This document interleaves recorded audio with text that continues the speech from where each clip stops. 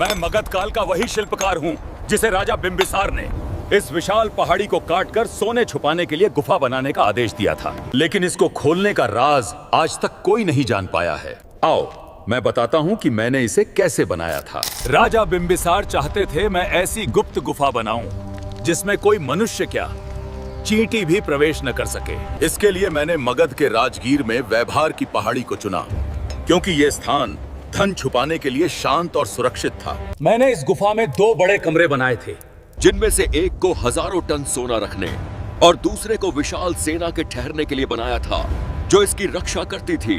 दोनों कमरों को ऐसे पैक किया था कि कोई महाज्ञानी भी यहाँ की भूल भुलैया को पार करके आसानी से न पहुंच सके।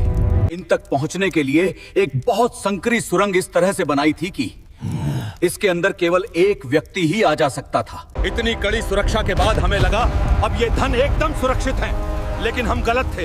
यहाँ तो घर के भेदी ने ही लंका ढाई दी है। जब अजात शत्रु ने अपने पिता को बंदी बनाकर उनकी हत्या कर दी, तो रानी ने मुझे इस गुफा के मुख्य द्वार को बंद करने का आदेश दिया। गुफा बंद करके मैंने जाते हुए शंख लिपि में कोडिंग करके इस गुफा को खोलने का पासवर्ड लिख दिया था, जिससे आने वाली पीढ़ियां इसे खोल सकें। हम चले गए, किंतु हमारे जाने के बाद अजात शत्रु ने इस गुप्त धन प्राप्त करने के लिए बहुत प्रयत्न किया, लेकिन हर बार उसके हाथ असफलता ही लगी। असंभव।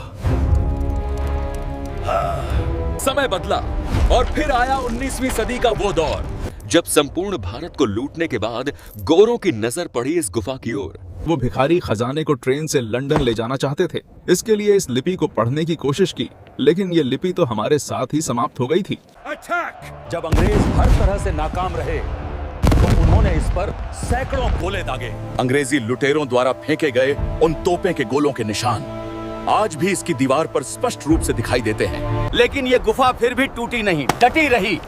आखिर टूटती कैसे अंबुजा सीमेंट से जो बनी थी। इसके पीछे कोई जादू नहीं, बल्कि पत्थरों पर खास लेप लगाकर उनको इंटरलॉकिंग कर दिया जाता था, जिससे ये ऐसे जुड़ जाते थे मानो दोनों एक ही पत्थर हों।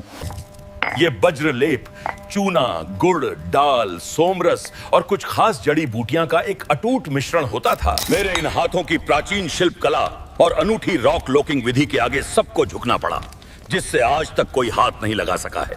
और वो हजारों टन सोना आज भी इसके अंदर भरा पड़ा है, जिसे यदि अभी खोल दिया तो पूरा भारत ही माला माल हो जाएगा।